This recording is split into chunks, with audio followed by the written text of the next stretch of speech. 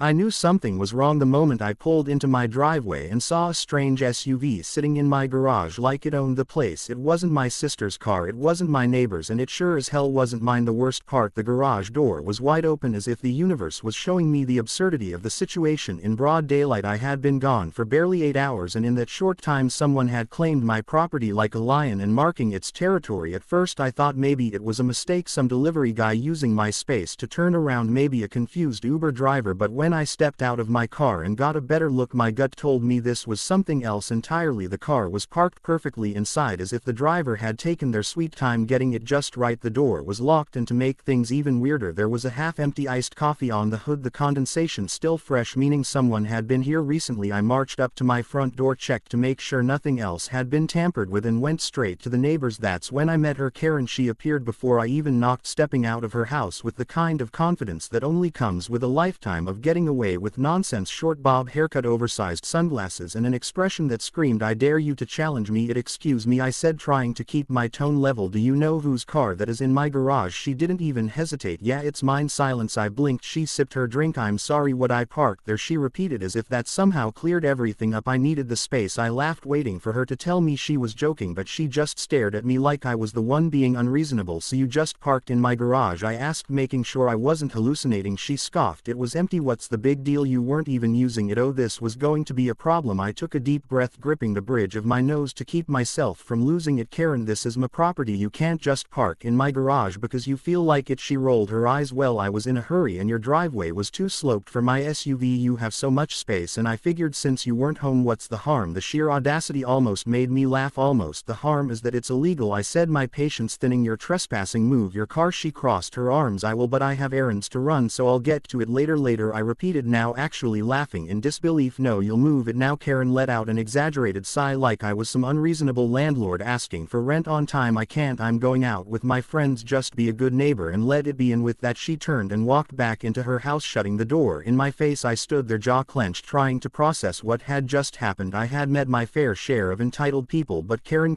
was operating on a whole different level. One could have called the police, I could have had her towed, but something about her smug little smirk as she dismissed me ignited a much pettier fire inside me. Fine, she wanted to park in my garage so badly she could stay in my garage. Without hesitation, I walked back to my house, grabbed the garage door remote and manually locked it from the inside. Then I secured the side door with the deadbolt, checked everything twice, and made sure there was no way in or out, and then I packed my bags and left for a week. Now here's where things got really interesting. What I didn't know at the time was that Karen had gone into the garage before I locked it. She must have gone back to grab something from her car, assuming she could come and go as she pleased, but with the door locked and no way to open it from the inside without the remote, she was trapped. By the time I was halfway to my vacation destination, sipping a drink in the sun, Karen was stuck in my garage with nothing but her purse and the contents of her car to keep her company. Back home, the neighborhood was beginning to notice her absence. Her husband Greg seemed vaguely concerned but mostly indifferent. I later found out that he had assumed she went on a shopping trip or a girls' getaway, but Susan, her best friend and fellow drama queen, started raising questions. Meanwhile, inside the garage, Karen was discovering just how limited her options were. She had no phone signal, no food except for some stale protein bars I had forgotten about, and worst of all, no working restroom. She pounded on the walls, screamed for help, and even tried to pick the lock with a bobby pin, but the garage door remained stubbornly shut. By day 3, she was desperate. She tried everything, banging on the walls at night, honking the horn, even attempting to squeeze through the doggy door in a move so ridiculous that I wish I had security footage of it. Meanwhile, I was blissfully unaware, enjoying my trip with zero interruptions, until I got a message from an unknown number. "Help me, you monster." I stared at the screen, confused. Then another message popped up: "You locked me in, you psychopath, let me out." And that's when I realized what had happened. Karen hadn't just parked in my garage, she had parked herself in my garage, and now she wanted out. But I wasn't in any rush to fix her problem. After all, she had told me to be a good neighbor and let her park there, hadn't she? I smirked, put my phone away, and ordered another drink. Karen could wait. By the second day, Karen had gone through every possible emotion: anger, denial, bargaining, and full-blown desperation. She had screamed, kicked the walls, honked the car horn so many times times that the battery was nearly dead and even banged on the garage door with a tire iron she found in the trunk, but nothing worked. The garage door was locked tight and no one had come to her rescue. It was starting to sink in that she might actually be stuck here for a while. At first she had convinced herself that someone would hear her. After all, she was Karen and Karen always got her way. Surely a neighbor would notice her absence. Maybe Greg would realize something was off and come looking for her. But as the hours passed, reality set in. Greg wasn't exactly the sharpest tool in the shed, and honestly he was probably enjoying the silence. The neighbors, they didn't like her enough to be concerned. The only person who could fix this was Jake, and he was sipping margaritas somewhere far away, completely unaware, or worse, fully aware of her situation. She had to survive. The first challenge was food and water. A quick search through her purse revealed some breath mints, a crumpled granola bar wrapper that had nothing but crumbs, and a half-full bottle of overpriced alkaline water. It wasn't much, but it would have to do. She scoured the car next, rummaging through the glove compartment, and sent her console like a raccoon digging through trash. Jackpot, a pack of stale crackers, a melted chocolate bar, and an old energy drink. It wasn't exactly a gourmet meal, but it was better than nothing. The bathroom situation was a different nightmare entirely. After holding it in as long as she could, she finally gave up and had to resort to an empty Starbucks cup in the back seat. It was humiliating, disgusting, and something she would never speak of again. She swore that the moment she got out of here she would sue Jake into oblivion. She would make sure he regretted ever messing with her. By the third day she was starting to lose it. The walls of the garage felt like they were closing in. The air smelled like a mix of car exhaust and desperation, and she had spent too much time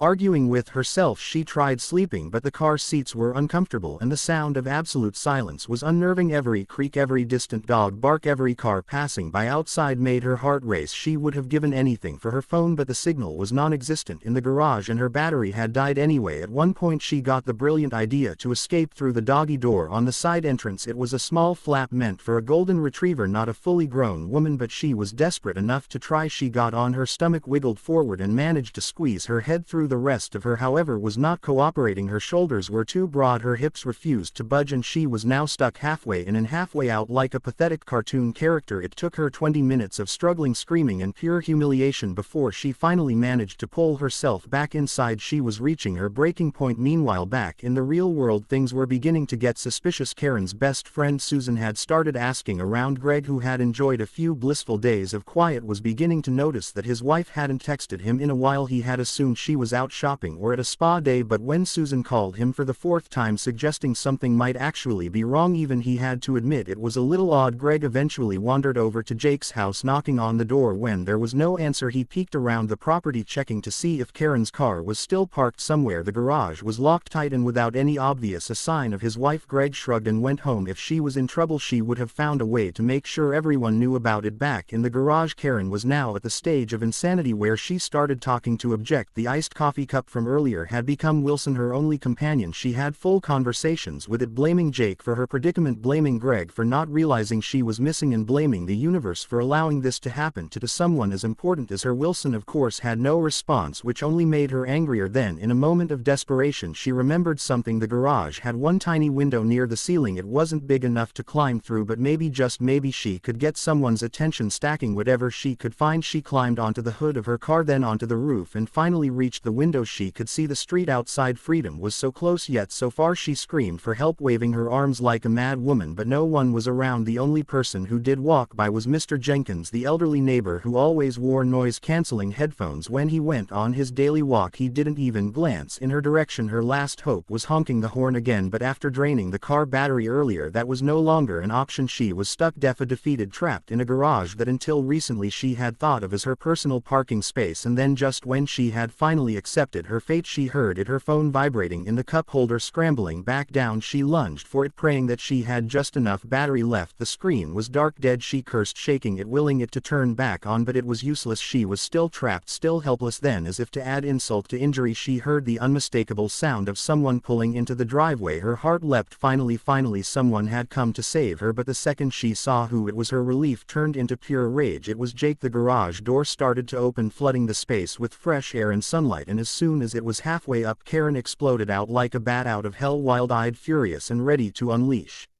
Every ounce of pent-up frustration. Jake, however, just stood there sipping a drink like he hadn't just left her to rot for a week. Well, he said, smirking, looks like someone had an eventful time. Karen saw red. She was going to destroy him. Karen had never felt this level of rage in her life. The second she stumbled out of the garage, wild-eyed and disheveled, she barely took a breath before launching into a full-blown screaming fit. Jake, on the other hand, stood there with the most infuriatingly relaxed posture, sipping his iced coffee as if he had just come back from a casual grocery run rather than returning to a hostage he had unintentionally trapped in his garage for a week. You absolute psychopath, Karen screeched, her voice horror from days of shouting inside the enclosed space. You locked me in there, you left me to rot. Do you have any idea what I've been through? Jake raised an eyebrow, unfazed. I mean, I assumed you'd move your car when I told you to. Guess that didn't happen. Karen's hands balled into fists, her nails digging into her palms. She was dirty, exhausted, dehydrated, and beyond humiliated. The smell of stale energy drinks and sweat clung to her. Her once perfectly straightened bob now frizzed beyond recognition. She had spent days plotting her revenge, fantasizing about every possible way to make Jake suffer for what he had done, and now that she was finally free, she was going to make sure he regretted it. I'm calling the cops, she ceded, jabbing a trembling finger in his direction. You're going to jail for this. This is unlawful imprisonment. I hope you have a good lawyer because you're done. Jake took another slow sip of his drink. Go ahead, Karen faltered. For a second he wasn't panicked, he wasn't even remotely worried. He just pulled his phone out of his pocket and unlocked it. Want me to call for you, or do you want to use mine since your battery is probably dead? For a split second Karen hesitated. Something was off. Why wasn't he afraid? Why wasn't he scrambling to explain himself? The way he was looking at her, calm and composed, made her stomach twist with unease. Before she could respond, Jake walked over to his car and popped open the trunk. He pulled out a small security camera in his hand and tapped the screen. See, the funny thing is, he continued, completely ignoring the way Karen looked like she was about to explode, I installed cameras around my property a while ago and they've been recording this entire time. Karen's mouth went dry. He turned the screen towards her, letting the footage play. There she was, strutting up his driveway, waving her hand dismissively at him when he told her to move her car. There she was, arrogantly turning her back on him, saying she'd move it when she felt like it. And then the cherry on top, there she was, sneaking into the garage for something from her car just before he locked it and left. Jake grinned. So technically you locked yourself in. I just didn't know you were still inside when I left. Karen's lips parted, searching for some kind of argument, but nothing came. He had proof, evidence. Her entire case crumbled in an instant. But please, Jake continued, slipping his phone back into his pocket, call the cops. I'd love to show them this. I'm sure they'd be very interested in hearing how you trespassed on my property, parked in my garage without permission, refused to leave, and then accidentally got yourself stuck. I think the legal term for that is breaking and entering, but what do I know? I'm not a lawyer. Karen's face burned. This wasn't how this was supposed to go. She was supposed to be the victim here, the one calling the shots, making him grovel for forgiveness. But now not only was her entire argument turned against her, she was dangerously close to being the one in legal trouble. She needed to regain control. You can't prove that I was in there